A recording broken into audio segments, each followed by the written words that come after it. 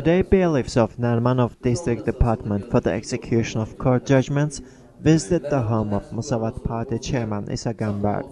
They demanded that Turgut Gambar, son of Musavat chairman, pay the fine imposed on him by the court. The court officers began to record the household items when the young activist refused to pay the fine.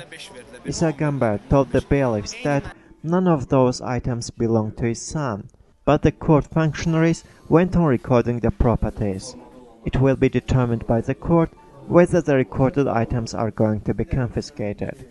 Turgut Gambar is required to pay 3,000 manat fine for participating in Stop Soldier Deaths and Take Your Gun Out of Us protests on January 12 and 26.